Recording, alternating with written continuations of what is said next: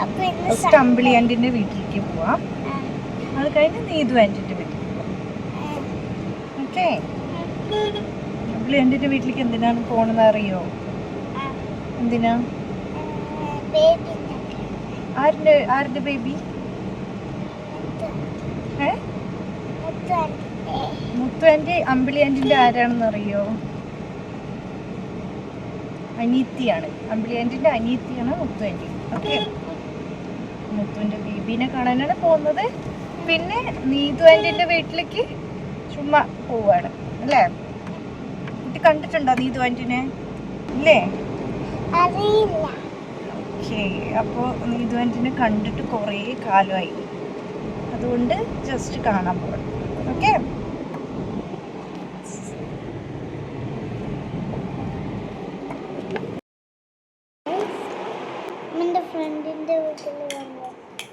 കുട്ടിക്ക് 2 ഫ്രണ്ട്സിനെ കിട്ടിയില്ലേ?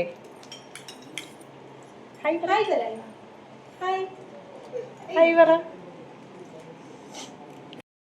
അമ്മൻ്റെ ഫ്രണ്ടിൻ്റെ വീട്ടിൽ വന്ന്. അപ്പം അമ്മൻ്റെ ഫ്രണ്ടിൻ്റെ കുട്ടികളാണ്. അപ്പം എനിക്ക് ഫ്രണ്ട്സിനെ കിട്ടി. അപ്പം പേര് ഇഷ, ഈവ. ഞങ്ങൾ ഐസ്ക്രീം കഴിക്കുകയാണ്, സ്ട്രോബെറി ഐസ്ക്രീം കഴിക്കണം. എന്നിട്ടാണ് കളി.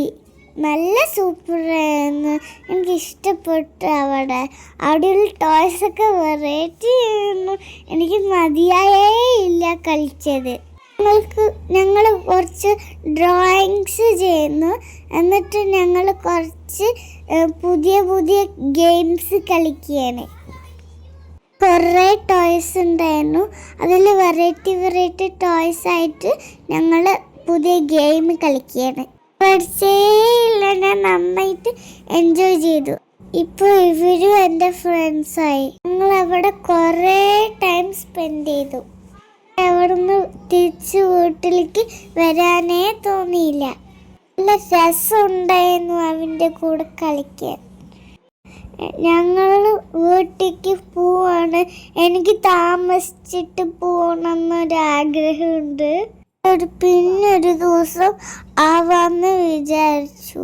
ഇതാണ് ഞങ്ങൾ ഡ്രോയിങ്സ് ചെയ്തത്. ഇവർ 2 പേരും നന്നായിട്ട് ഡ്രോയിങ്സ് ചെയ്യുന്നുണ്ട്. ഞങ്ങൾ തിരിച്ച് വീട്ടിലേക്ക് പോവാണ്.